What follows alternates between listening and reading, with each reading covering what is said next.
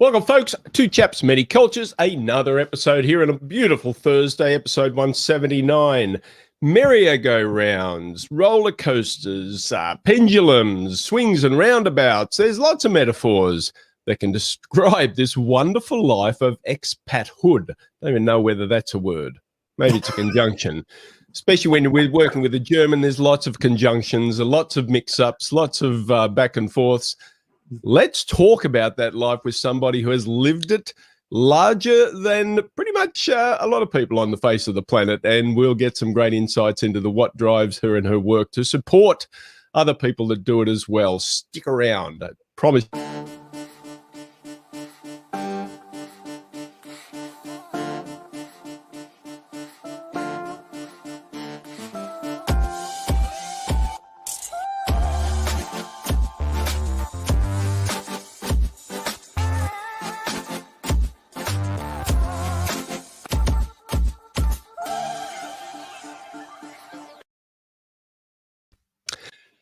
Hey, Mike.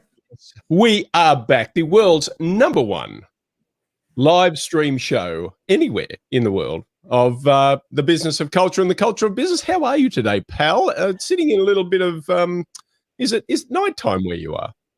Yeah, it appears so, because we might be the #1 show, but our lighting team apparently hasn't woken up yet. I don't know what's going on. The lighting situation is a little bit of a, oh, here we go. Here, let's shine on this oily noggin here a little bit. No, this ain't gonna work. So no, it doesn't matter how well illuminated I am, because you obviously sit in the bright lights of the main studio, whereas I am relegated to some minor back rooms of our studio complex.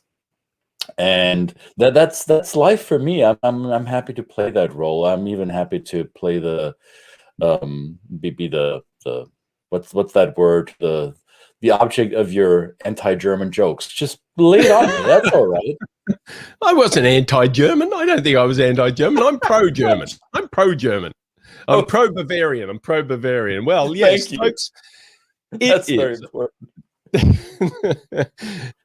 It is another episode, and yes, we have been kind of doing a little bit of a theme of expats, talking about, being in different parts of the world and traveling around, and also living around the world as well, right? And, right. It's been a bit of a theme this week, and of course, you're going to get sick of us talking about it, so we want to bring on some guests that actually have some real kudos, some real, I don't know, you call it street cred? I'm trying to throw around all kinds of metaphors today, but let's not just say she knows what she's talking about. How about that? That's right. That's right.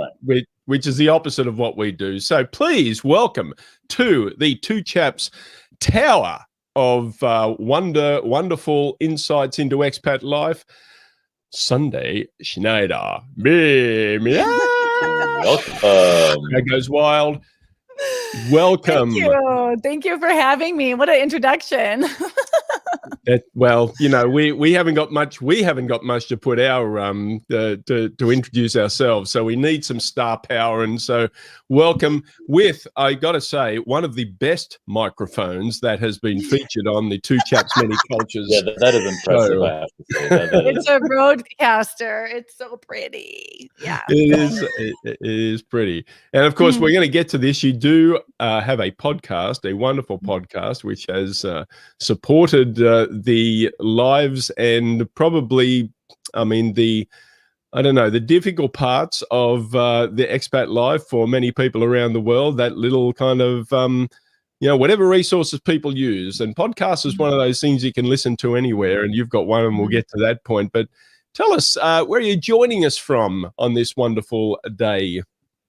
I'm calling in from Pretoria, South Africa. So it is the beginning of fall here, actually, instead of spring, as you're finding in Europe. But don't want to make you jealous. It's still really nice and warm here. Yeah, well, that's right. We were a bit reversed. So, and of course, they play all the beautiful sports down in South Africa, the cricket and rugby and football. We're talking real football here, aren't we, Christian? Okay, we've got to get it right. Yes.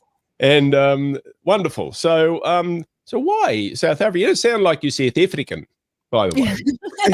No, I am not South African, even You though look I've very learned Moorish.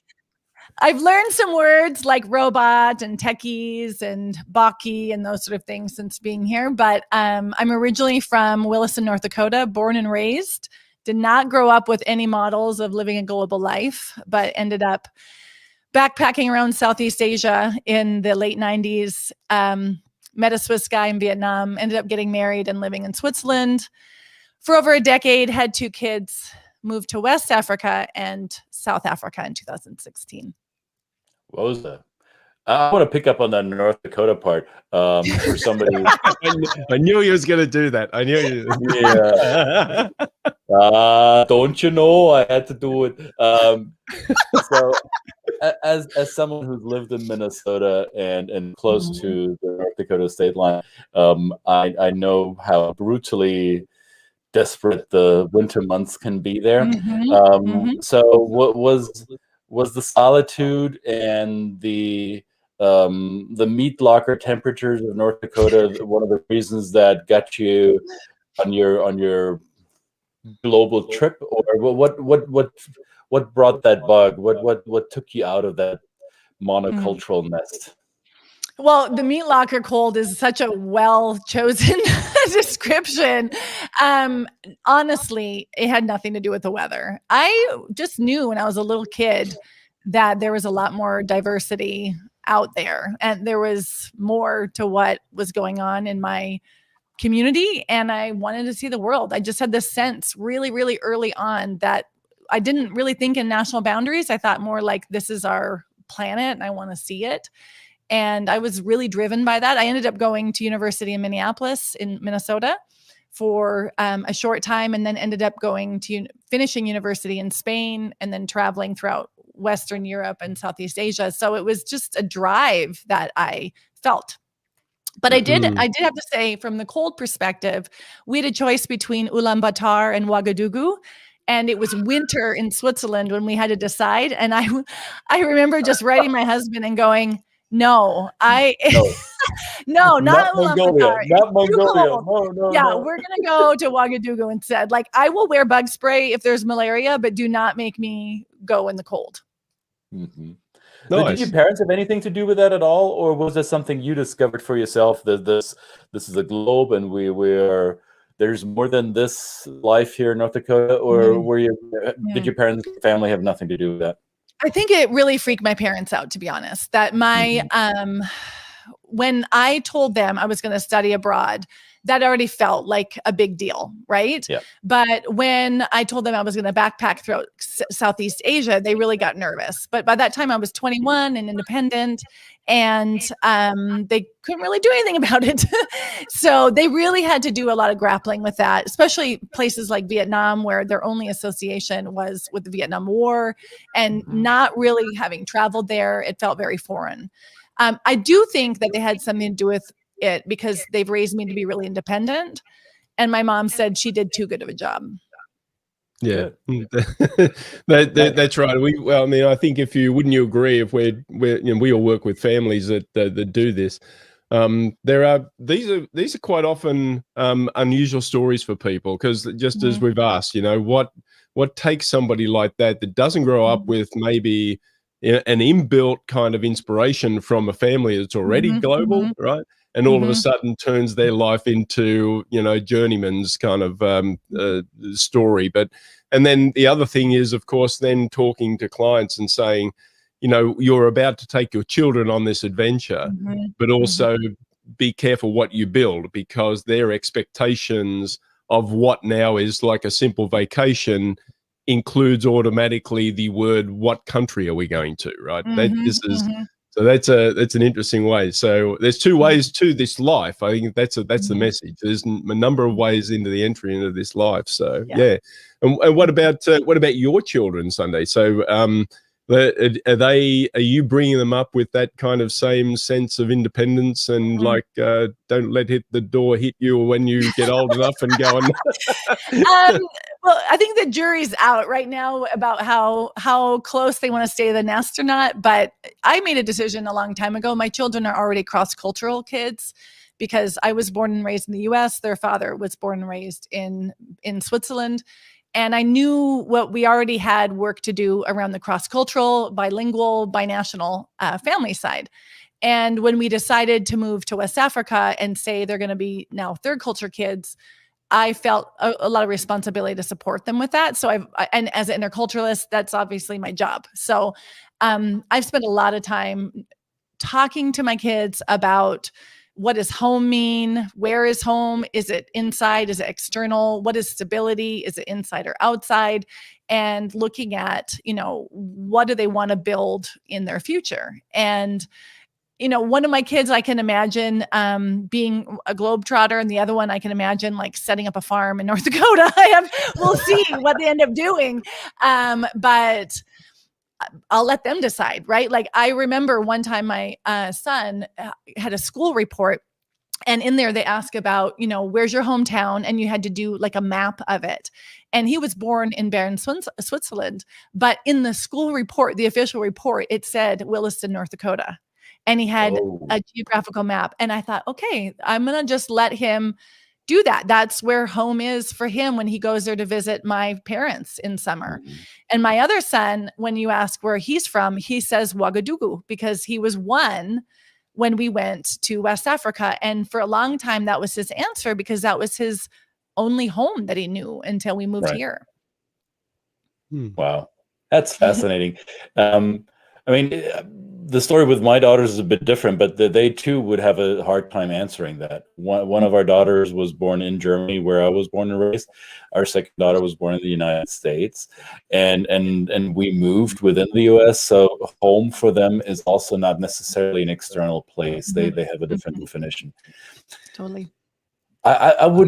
I'm curious. So the first time you left your bubble, let's say, or your native culture, was when you went across the state line and went to the Twin Cities. That probably wasn't the biggest of the shocks, I would suspect. I mean, you went from a fairly rural area to a more urban setting, but you mentioned that you went to study in Spain. Was that the first time you were outside of the US for a longer period of time? For a longer period of time. Yeah, I think we'd spent some time in Canada. I spent a semester in Spain. And that was Well, what did you learn there? What was the first thing that really hit you hard? Mm-hmm. Well, I was, enthralled with the architecture and the age of the buildings and the history and the language and all of those things was, that young girl who was 8 years old wanting to be somewhere else was suddenly living in a monastery that was turned into a school center, right? And I was learning Spanish and traveling, and it was like I was hungry for something else, and I was being fed it. And how do people speak differently, relate differently, eat differently, think differently? I was so hungry to learn more. And that was just the beginning of it. Now, would it be fair to say that the hunger and the curiosity was triggered because you were still in a quote unquote Western context? Yes, they spoke a different language. Yes, the architecture is different. Yes, the skin complexion may be a tad bit darker than it is in North Dakota. But yet we're still Europe, North America. There might be still some shared values, and the gap may not be as strong. But then Vietnam, how's that? Yeah, I thought it was amazing. I mean, before Vietnam, I went to we went to Tangier, and I remember being there and walking with some friends, and they said they went to the man and said, "Why do you let the women lead you?" Because I was the one helping find the place. And so there was bigger cultural confrontations that happened before that. But in Vietnam, I felt so grateful to be able to be there and to absorb what was going on. It's a very surface level experience. I mean, now 20 years later, now that I've studied culture and how people adapt and what drives them initially, I see the polarization of, my culture and their culture, and the simplicity that I looked at everything, right? I flattened everything to nation. I went at the surface, right? So although it might seem adventurous, it was still very safe because I was able to stay in spaces that were within my comfort zone, right? And fair enough, when you're 20 and you're by yourself in a brand new context, it's a good way to enter, right? But it really, with hindsight, I look at how it helped me confront my identity, how I see nation, how do I see democracy? What do I think about communism? What do I think about Buddhism? Like, it helped me, meeting people and engaging with them and sharing food with them and smiling and laughing with them helped me go, wow, all these things I learned growing up aren't quite like I was told, right? There was so many more layers started to emerge and other sides of the story, like when you go to the Ho Chi Minh tunnels. And so all of that started to unravel. And I felt like I was discovering a new narratives that I didn't even know existed. And so that was really fascinating. It's also, just on another side, it was also really interesting to be a woman in Southeast Asia, coming from living in a city. So I lived in Minneapolis. And when I would walk to my home from my bus stop at night, I would do what many women do: hold your keys, clutch them, look behind you, very protective, just heart beating fast, and you get to your house, right? But when I got to Southeast Asia, I am this towering blonde woman. And the energy in the street was very different. I didn't feel threatened by men. It was a totally different way to be in a city. And that was a really interesting dynamic that I hadn't thought about until I was actually living it. You also, of course, you mentioned going to college, and so while you were, and let's talk about the perceptions of the expat life, while you were quaffing cocktails in country clubs and tennis and tennis tournaments, because you don't do it, you know what expat spouses do. You didn't do that. You actually went to work learning, right? Putting some real academic context behind this, which is fascinating from somebody who didn't start out that way. I think it's wonderful. And so were you building, do you think, what came first? When you went to the college, were you looking for education around that to prepare yourself for this life? Or do you think you started your education and then went off to start this life and then tried to work out your experience through the education? What kind of, it's a bit of a chicken and egg question, I guess. Well, my bachelor's degree was in communication, human communication, and Spanish. So there was an element of wanting to travel and wanting to engage with other cultures just from my bachelor's degree. But after that, that's when I went and I ended up meeting this Swiss guy in Vietnam, moved to Switzerland, and I had 4 really raw years of learning. I mean, Spanish was not useful for me in the city of Bern anymore. And I gave up everything I had created academically and also job-wise, my community, and had this really raw experience in Bern. And that inspired me to get my master's degree in intercultural communication and train for international transitions, because this was back in 1999, 2000, before Facebook groups, before the podcast, all of that. I didn't have any models to draw from, also based on my background. So that raw experience inspired me to understand, also in a binational relationship, bicultural, bilingual, how do we do this? Like, how can we do this? And at first I was like, this is great. Edward T. Hall has the answer. Yeah. Right?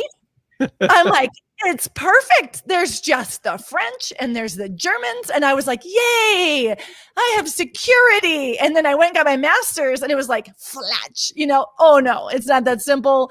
Culture is about history, power, identity, context, all these layers. And all of a sudden I thought, oh, it's not that simple.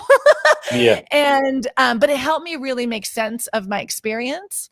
And then I didn't even call myself an expat. In Switzerland, you're not an expat, you're an Ausländer. You are kind of an outsider, out of the land, right? So yes. I didn't identify as an expat, even though technically I was outside of my country.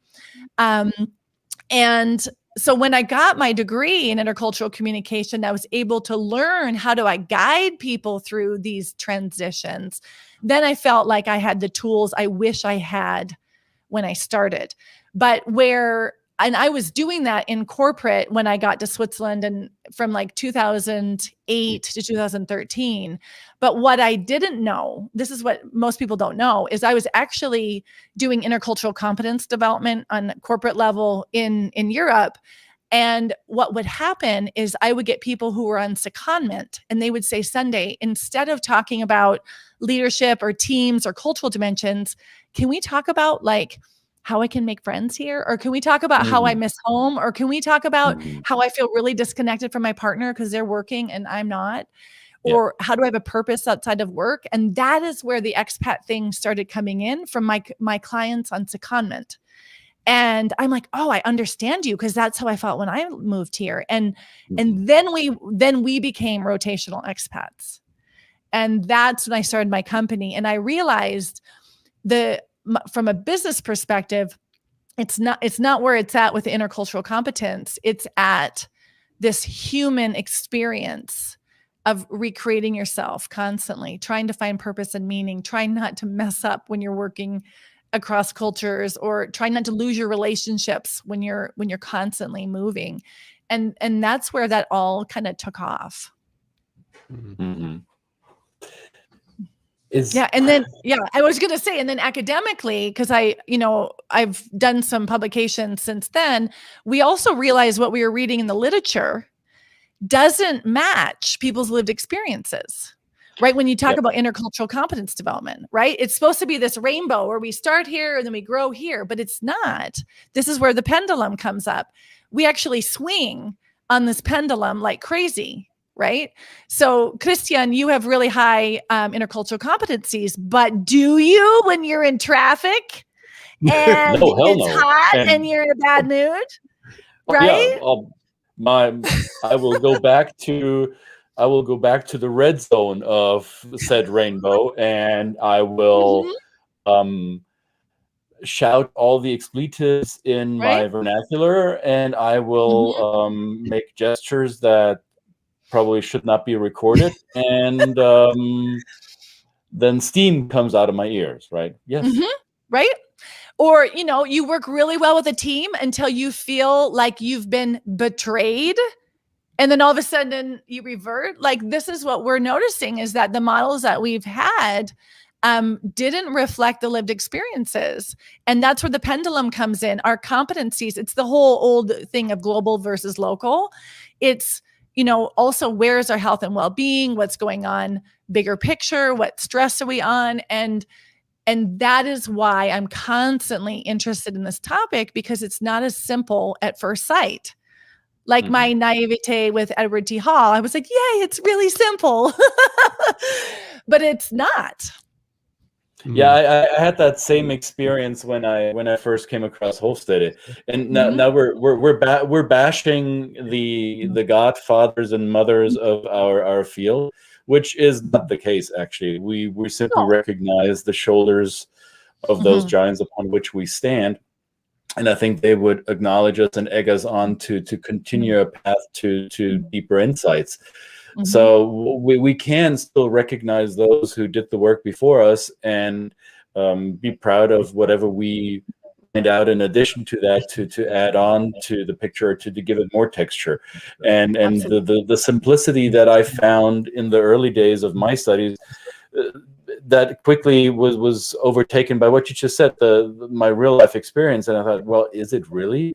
And then I do a lot of training work with bicultural or binational dynamics, and it's training participants easily come up, well, even in the briefing process, they come up with, well, the nation ones and the nation twos, and how do we get together, and taking them down from that expectation. There is no the nation one and the nation two. There's people, and let's look at how they show up and how their nationality may have influenced who they are today, and how it may have not. And this reducing people's behavior to the flag, to the colors of the flag, or the word on the passport, is a bit oversimplistic, right? but that's part of the work we do, right? And I'm happy to see that clients come and say, well, we recognize that between nation A and nation 2 there is this. Great, so they've done a little bit of the work already. So now our job is to, well, bring the color to that sketch and maybe move the lines a little bit. Absolutely. And I want to reiterate the idea of standing on the shoulders of giants, that that constant building process. And one of the things that I always say is, I hope that when I'm a great grandmother or of that age, that I look back on my earlier work and feel sheepish about how naive I was. I constantly want to look back and have a little bit of change shame, where you're like, oh my God, I can't believe I used to think that. But be able to see that as a place of celebration. Right. And because then it means we're growing. It means we're extending how we see things. And no scholar would say the learning has to stop, right? And I'm grateful that we have a context where we're invited to push those edges. Right. Yeah. The humility is a big part of it. If you don't have it, you're going to be shown it. When you're learning your chops and navigating the world in a foreign context, and that can often be either confronting or enriching or powerful and empowering, right? So we work with many of those people from different parts of that spectrum, for sure. I love the pendulum, and I read that on your website, and I thought, well, that's I was being facetious when I opened it up with metaphors. We throw a lot of them around, but they are a real key. And he does. I'm very literal. Yeah, because my vernacular is pretty narrow, and I've got to just make stuff up. And no, but it is. I think it was a great one. But you said you actually, like on your website, it says you help people push the pendulum. So it's not about kind of just responding to the swings of the pendulum. It's about pushing it in an intentional direction. So what would be some of the tips that you offer your clients in terms of what it looks like when the pendulum seems to be a long way from them, or just put some context on that, because I think it was a fun way to look at it. Well, so this, what you've heard on my website is a metaphor, but there's actual research that I'm doing together with Purdue University that supports this. So there's two things going on at one time, but let's look at it from a very basic perspective. If someone is in a space where they are feeling overwhelmed from where they are, how different everything is, how their values are different, they talk differently, the weather is different, et cetera, we're really focusing on difference, right? That's that polarization of where they are and where I am. In that situation, if you want to push the pendulum, you're like, okay, if that is true, and where do you have something in common, right? How can you work to try to find similarities? And that's also trying to give yourself an island of peace so you don't feel completely out of your comfort zone. So that's one pragmatic way, if we're looking at the lens of how people are adapting to a context. Another one could be where people are in accepting of differences, like, well, they have different, religion than I do, right? And that's okay, even though mine is probably better than theirs, right? There's like that hierarchy happening. More like, well, wait a minute, what can I appreciate about their path, and how can I even maybe participate if they're inviting me to learn more and adapt more? So that's where we're moving the pendulum. Or maybe it's even someone who's like gone native and like pretend, they're basically being like someone who's very, very different from their way of growing up and are exhausting themselves, right? So how do we swing that pendulum back to, whoa, maybe we need to integrate some of the things of the way you grew up and how you know how to be in the world so that you feel like you haven't lost your identity, right? So those are some of the things that we do. Another, just outside of the intercultural competence development side, would be just in your own energy. I know a lot of people who are abroad feel like they gave up everything, like especially the accompanying partner. They gave up, they were a pharmacist, they were a lawyer, they were, a teacher, and they gave that up, moved abroad so that their partner could have a job and their kids could have a new experience. But what they do is they end up 4 years down the road or 8 years down the road going, hey, what about me? Now what do I do? Right. And moving the pendulum in that sense is more helping them allow themselves to find a purpose for them that's outside of their family or the organizational needs, and then take steps to create that. Yep. Okay. And then it's dead silence. Did I say something? No. Well, we've got to be comfortable with, there's a lot of cultures that are comfortable with silence. I think these are profound things. And, we can, where we try it, well, obviously, yes, I'm being facetious. We don't want empty space on the world's number one global live show. That's important. But I think it's profound to let those things sink in a little bit, right? Because a sense of identity for the accompanying spouse, who goes off and does that and finds themselves, they come home and he or she is basically out of the loop in a lot of different ways. Can maybe even feel out of the loop internally in their own family, right? That's the difficult part. It's a very strong dynamic. So, yeah. I'm extremely curious about your life in Africa, because we have, and when I say we, I mean the majority white Western world has, I think, a very lopsided view of what the continent is like today and what the future prospects are for the youngest continent in the world.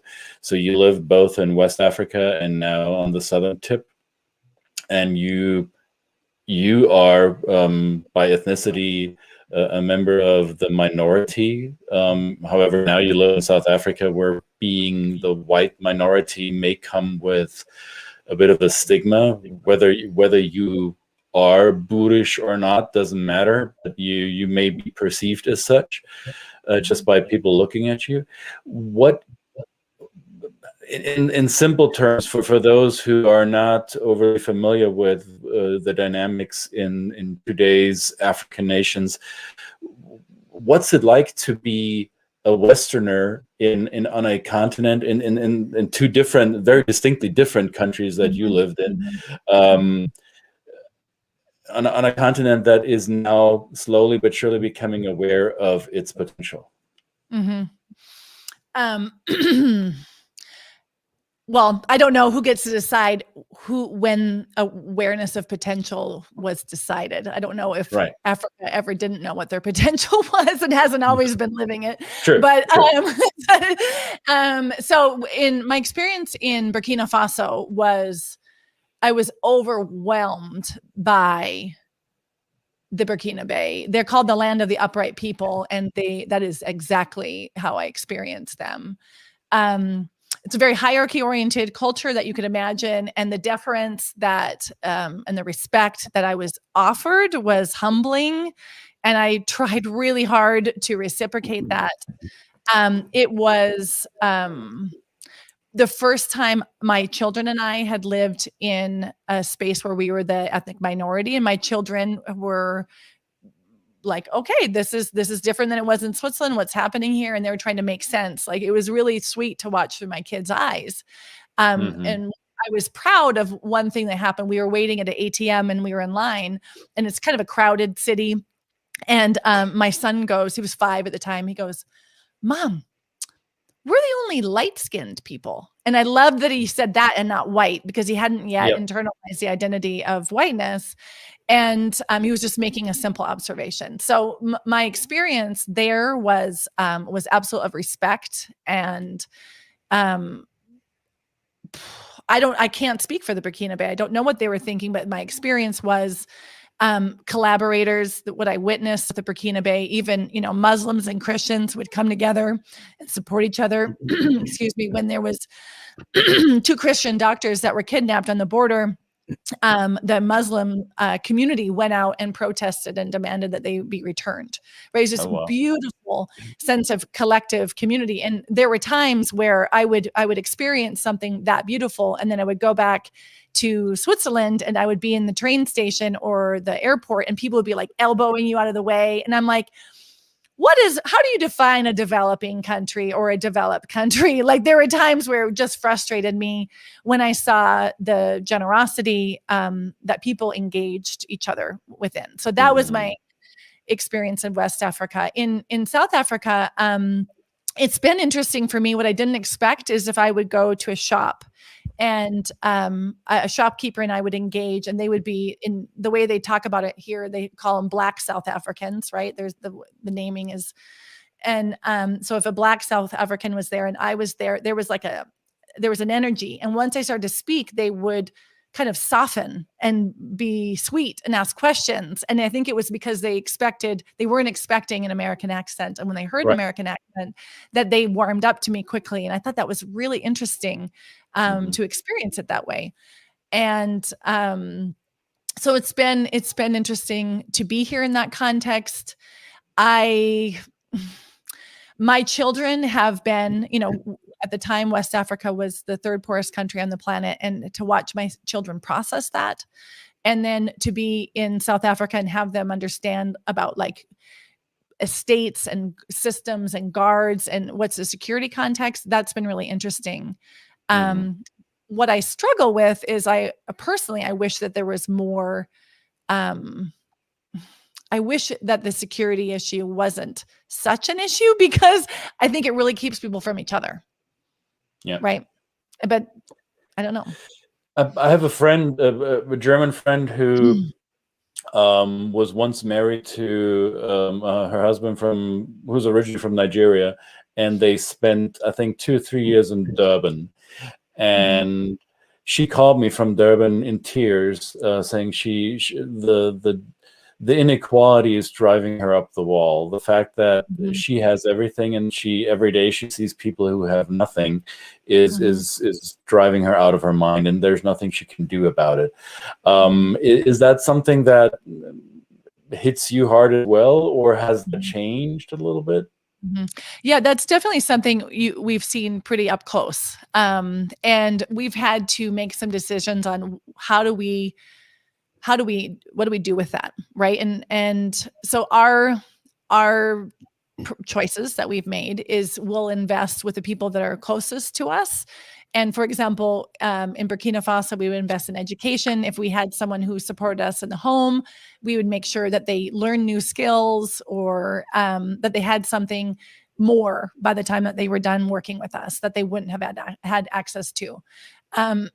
So those are, they say you should support an organization, not individuals, but actually we took the opposite approach in West Africa. We would support individuals that we were in relationship with. And of course we support organizations too. So that's kind of what we've done.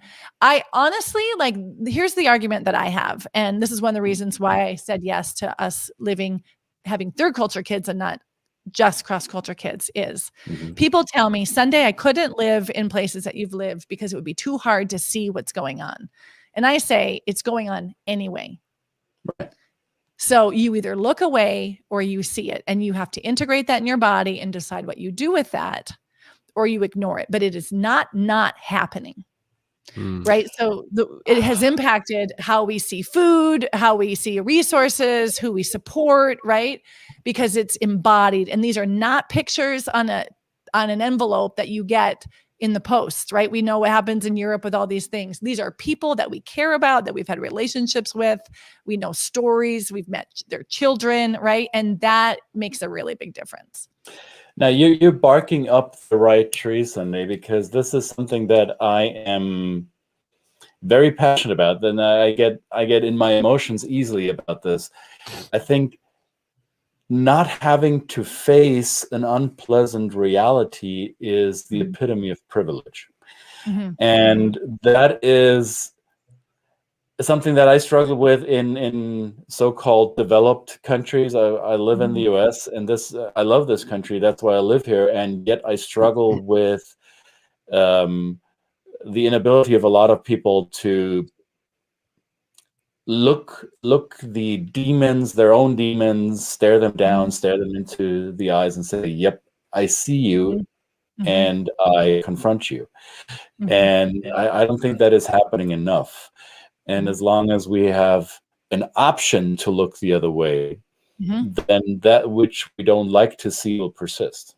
Yeah. And hey, and I am inside this box. I'm not pointing fingers outside of this box, right? When I look at what's going on inside of the US with finally more attention is happening with Black Lives Matter, right? When I look at, and now this is also academically, I've studied about power and context and identity, and I look at my own journey. In 2016, when Black Lives Mattered, I thought that was cool. And then I just conveniently went on to who knows what, right? Like that is privilege, and it's because I can. And so I'm not saying I'm outside of this. And what I've done since, there's a lot of things that have happened which have helped me really choose to not look away. And from the anti-racism training that I've been doing in the last year, what I've learned is it's not here. I know enough, right? But it's like, how do you embody that? And when I was starting this journey to go a little bit more serious down the road, one of the educators, she said, you've got to know about it in your head. Like you need to know what's going on from an inequity perspective. You need to feel it, and then you need to do something. So head, heart, and hands. And I'm like, oh my God, knowing I got a lot of academic stuff, I'm not doing enough, but feeling I feel. And I was like, actually not. Like when Ahmaud Arbery was shot, that was terrible and it impacted me, but I could actually go back to work an hour later. But I have friends who were destroyed for the rest of the day because now they're afraid that their son could be the next one. Yep. Right. So no, it wasn't integrated in my body because I haven't had that lived experience. Right. And so that is the thing about, I think, embodying that. It's not knowing, it's physically in your body. And I wish it could go faster. And I catch myself wanting to be further on my journey. And I know that this is not a process that you can rush, but you also can't look away from it. Right.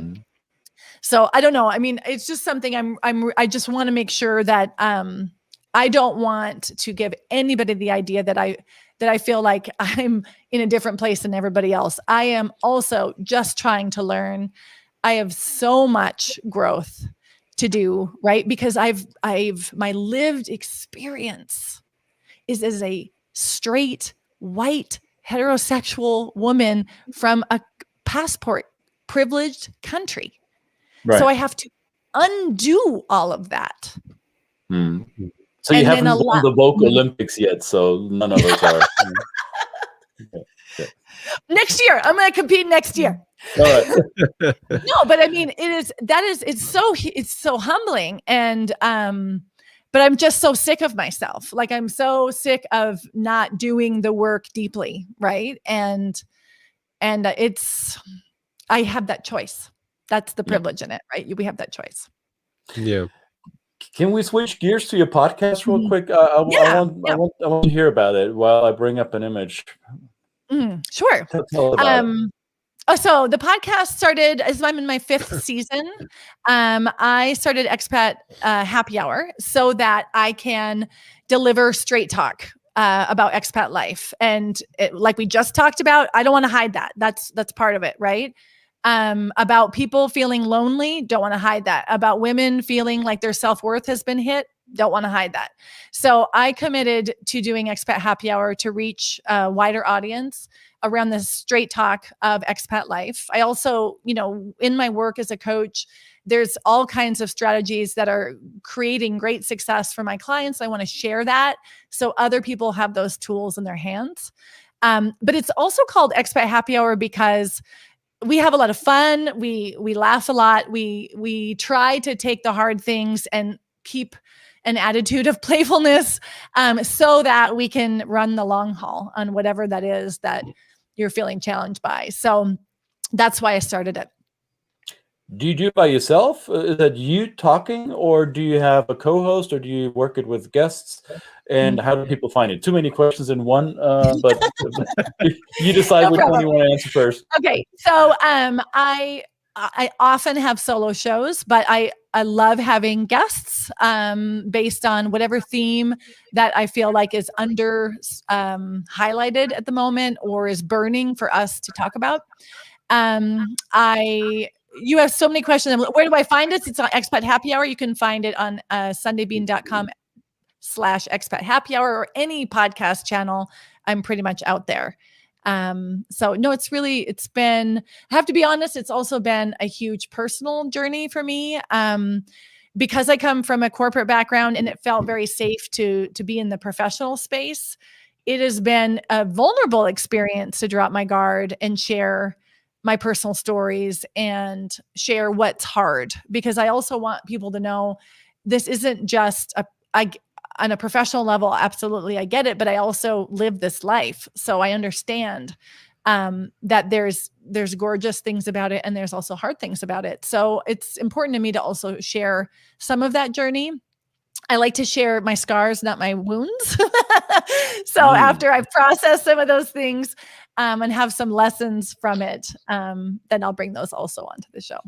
Yeah, that is a lesson that I learned from one of my mentors years ago. Is you don't teach about the wound that is still bleeding, unless it's scabbed or healed.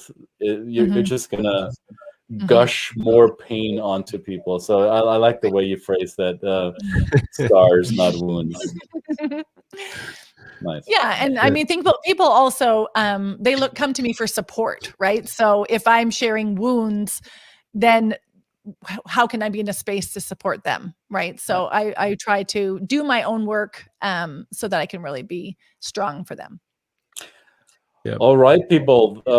Hang on. Let me bring up this thing again. I hope I can. Oh man, I thought I could. We had the image up. Let's bring up another image. Let's overlay it so this will cover our faces.